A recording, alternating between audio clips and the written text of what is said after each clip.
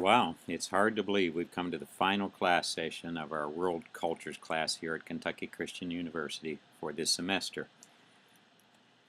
At this point, we've watched the video and watched the YouTube video of a history of the undergarment.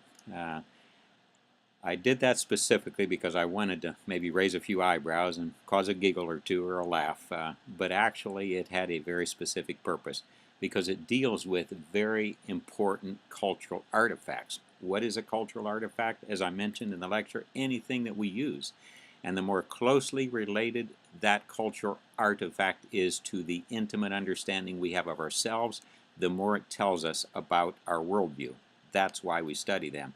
And that's why clothing in general, and undergarments in particular, often are focuses of investigation and scientific study because they tell us something. What is it they tell us? They tell us about how we see ourselves and how culture expects us to present ourselves to others.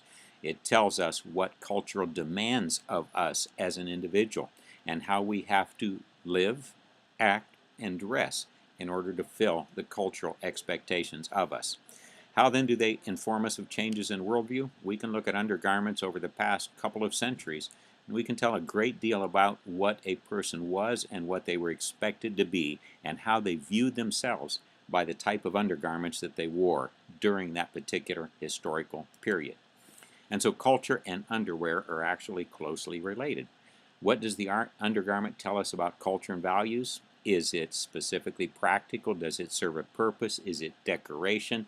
Is it used to serve to enhance our attractivity or attractiveness to the opposite sex and to culture in general? How do changes in these undergarments inform us about the changes of the worldview of a people? As I mentioned in the last slide, we can watch how they change from functional to presentational, where they go from serving a very specific purpose to where they go to the point where they are more to enhance our appearance to others or to simply fulfill a cultural expectation. How did you select the clothing you were going to wear today then? Well, it really wasn't your choice. You might think it was. Oh yeah, I went to the mall, I picked this out, I bought that, I like this, I like that, this color suits me. Yet every one of those statements goes to show that you are fulfilling a cultural paradigm or model and an expectation of you by culture and by others.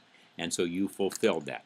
You might choose colors, you might choose the specific style, but you did not get too far out of line from those expectations because you knew what it would cost if you were to do that.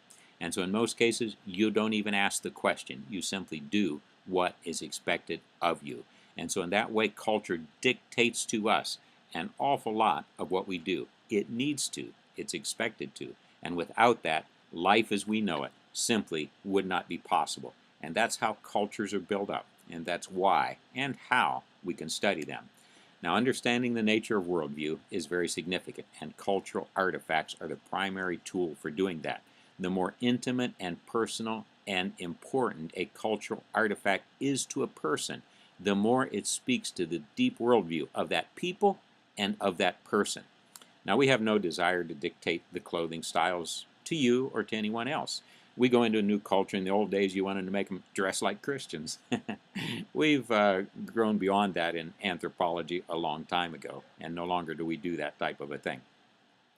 Yet at the same time, we do continue to study it because of what it tells us about that deep and important topic of worldview and the culture that then grows out of that. Now, at this point, you'll be expected to take your final exam. Now, sometimes I wish I could just eliminate exams altogether. I'd like to spend the time talking to you guys, listening to your opinions, seeing how you've absorbed some of the material, absorbed and internalized some of the material we've talking about.